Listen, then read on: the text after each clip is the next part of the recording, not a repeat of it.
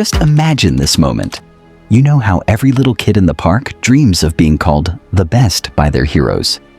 Well, Paul Scholes got that blessing from the very heroes your dad used to pause the VCR for. Zidane, Figo, Xavi, Ronaldinho, Guardiola, Pirlo, all of them echoing the same jaw-dropping verdict.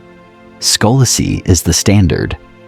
Yet the universe clearly panicked at the thought of him having it too easy. So it loaded his genetic dice with asthma, Osgood Schlatter knee pain, and migraine auras that turned floodlights into blizzards of white. Picture a half-blind, wheezy 5'7" ginger from Salford trying to elbow aside super soldiers in a sport built for gazelles. On paper, he was doomed.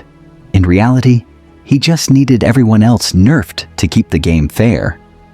Here's where the fairy tale goes. Full grim.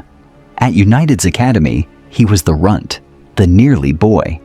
Coaches swooned over Beckham's Hollywood jaw while Scholes lurked in the background, legs aching, lungs burning, giddily pinging passes at unsuspecting teammates' skulls because accuracy felt like mischief.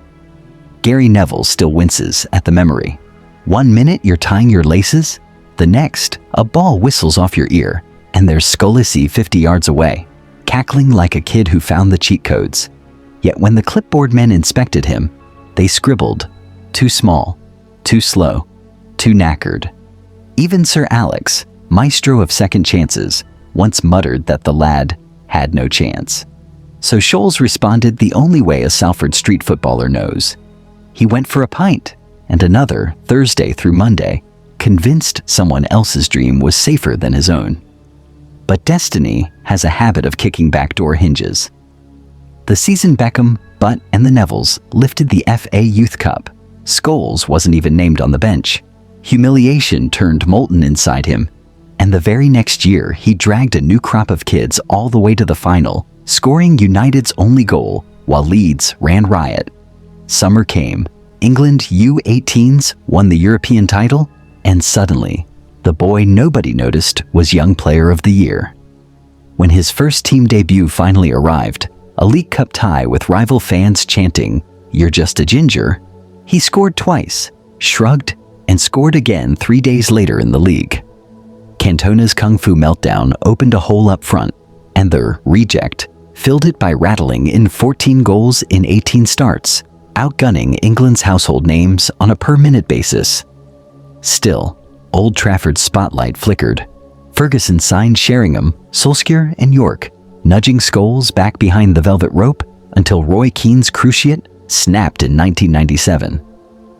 Forced into midfield alongside Keano's shadow, Scholes blossomed like a late-blooming chrysanthemum, quiet petals, lethal pollen. 1 minute, he'd drop between center backs to conduct. Next, he'd arrive ghost-like in the box to finish. United reeled in an 11-point deficit to Arsenal, snatched the double, then plowed to Barcelona 99 on his and Keane's shoulders, only for both to sit the final out in suits, suspended, watching teammates seal immortality without them. Scholes swallowed the pain, promising himself another throw at that particular dartboard. Instead, he got Juan Sebastian Veron, an eye embolism, and the England left wing. Veron's record fee shoved Scholes up to number 10, where he rattled 20 goals, became a victim of his own success, and still felt out of place. Sven-Goran Eriksson's infamous Euro 2004 midfield Tetris jammed him onto the flank, while Gerrard and Lampard hogged the center circle. Scholes left the national team at 29, his genius hidden under other men's headlines. English papers swooned over Gerrard's thunder and Lampard's lamppost goals, while Scholes gathered 4 Ballon d'Or nominations without a single vote. Football's most exquisite wallflower. Yet the story was only at its midpoint. In 2006, a blocked vein left him half-blind for months, turning every match into a Monet painting. Ferguson, in a eureka worthy of a Pixar finale, finally slid him deeper, made him the metronome instead of the melody. Suddenly, United clicked like a Swiss watch. League titles reappeared. Henry confessed Arsenal feared one man: Scholes. Then came the 2008 Champions League semi-final versus Xavi, Iniesta, Deco, and Touré. First leg masterclass, second leg 30-yard thunderbolt. Barcelona beaten by a man who looked like your favorite maths teacher. In Moscow's reign, he hoisted Europe's crown at last, while stars queued for a slice of ginger greatness. Marcello Lippi. First name on my super team sheet. Xavi and Iniesta. They took notes. Old knees creaked, but the brain kept humming. Scholes entered the 100 club, logged the league's best pass completion rate, kissed Gary Neville on live TV, and fended off transfers for Modric and Snyder because Fergie deemed him impossible to replace. Even parted lips couldn't hide his grin when Ruud van Nistelrooy skipped Beckham in favor of the best I ever played with. By 2011, he was poised for a curtain call at Wembley, but Guardiola's Barca danced past a United side that left its puppet master on the bench. 3 days later, Scholes retired.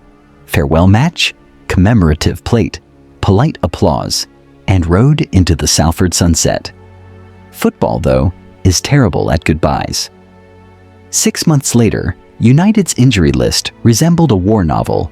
City were swaggering on oil money, and Ferguson needed a miracle. Fans spotted Scholes in a coach's tracksuit on the FA Cup bench, figured he was there for vibes, until minute 60 when he peeled off the top, borrowed a pair of boots from the club shop, and stroked 71 passes at 97% accuracy, as though retirement had been a mid-season nap. United surged to an 8-point lead.